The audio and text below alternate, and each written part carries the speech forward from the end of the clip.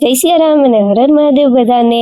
આજના નવા મિની વ્લોગમાં બધાનું સ્વાગત છે. કેમ છો બધા? આઈ હોપ કે બધા એકદમ મજામાં જ હશો. તો આજ તો સવારમાં જો ઉઠીને આપણે મહાદેવને લોટી ચડાવી લીધી હતી અને મસ્ત મજાના દર્શન કરી લીધા હતા. અને પછી મારે ને પપ્પાને ગામમાં એક કામ કરવા માટે જવાનું હતું, તો અમે નીકળી ગયા હતા ગાડી લઈને. પછી પાછા જો ઘરે આવ્યા ત્યાં તો મમ્મીએ મસ્ત મજાનું જમવાનું તૈયાર રાખ્યું હતું અને જમવાનો ટાઈમે થઈ ગયો હતો.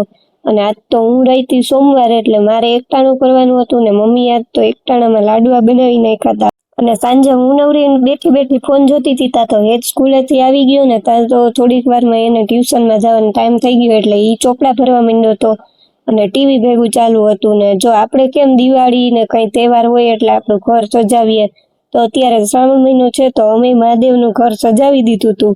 અને સાંજે અમે બધા બેઠા વાતું કરતા હતા. હિતુ આવી ગયો તો અમારે ઘરે રમવા ને ઈ કઈક નવા રમકડા લઈ આવ્યો હતો તો ઈ બધું દેખાડતો હતો.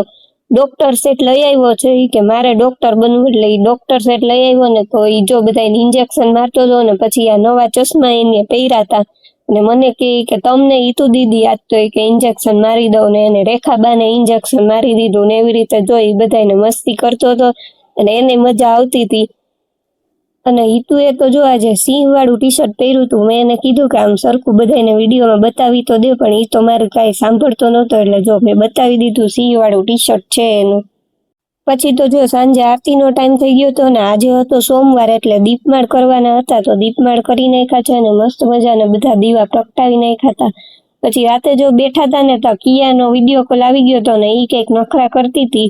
ઉપર જો આ ક્રાઉન પહેર્યું હતું માથામાં ને કે હું પરી બની પાછા લાલ કપડા પહેર્યા હતા ને તો બધા મસ્તી કરતા હતા લાલ પરી આવી એવી રીતે. અને અમારે કિયાબેન નો વિડીયો કોલ આવ્યો હોય ને એટલે આખું ઘર ગોઠવાઈ ગયું હોય એના નખરા જોવા માટે. તો જો બધા છે ને ગોઠવાઈ ગયા છે ને ફોન પાસે. તો આજના માટે આટલું જ. મળીએ નેક્સ્ટ વ્લોગમાં. ત્યાં સુધી લાઈક, શેર એન્ડ સબસ્ક્રાઇબ.